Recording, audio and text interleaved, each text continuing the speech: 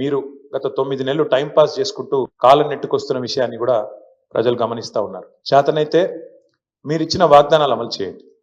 420 అడ్డగోలు హామీలు ఏదైతే ఇచ్చినారో అమలు చేయండి. చేతనైతే మేము ఇచ్చినట్టు కరెంటు సరిగ్గా అందించండి.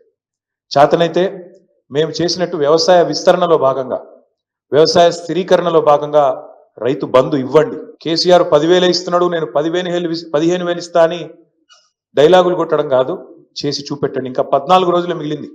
ఈ వానాకాలంలో 14 రోజులు మాత్రమే మిగిలింది ఈ పంటకి.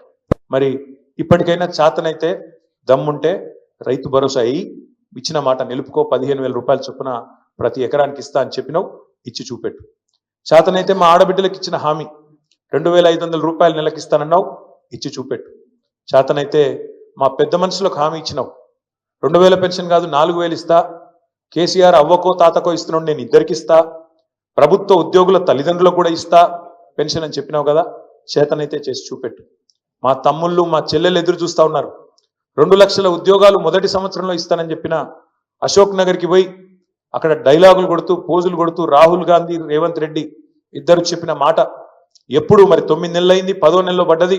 సంవత్సరం లోపల 2 లక్షల ఉద్యోగాలు అన్నారు, ఇప్పటి వరకు ఒక్క ఉద్యోగం ఇయ్యలేదు అని ఎదురు చూస్తున్న మా తమ్ముళ్లకు మా చెల్లెలకు చేతనైతే నోటిఫికేషన్లు ఇచ్చి పరిపాలనలో నీ సత్తా అయిందో చూపెట్టు.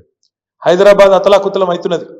ఒకవైపు పత్రికలు రాస్తా ఉన్నాయి. ఆంధ్రజ్యోతి పత్రిక రాసింది మొన్న 28 రోజుల్లో 30 మర్డర్లు అని. ఈనాడు పత్రిక రాసింది ఈ నగరానికి ఏమైంది అని. చేతనైతే తెలివి ఉంటే శాంతి భద్రతలను అదుపులోకి తీసుకొని రా. ఇవాళ ఆంధ్రజ్యోతి పత్రిక రాసింది, అవకాశం ఉంటే చూసుకో. పోలీస్ బండ్లలో కనీసం డీజిల్ పోస్తలేరని రాస్తున్నారు. గోదావరి ఖన్లో పోలీస్ బండ్లలో డీజిల్ పోయకపోతే బండ్లు పక్కకు పెట్టినారు. పెట్రోల్ బంకులో మేము పోయాం బిల్లు లేకపోతే 9 నెలల నుంచి అని వాళ్ళు నిరసన వ్యక్తం చేస్తా ఉన్నారు. ఇంకోవైపు పాఠశాలల్లో చాక్ పీసులు లేవు.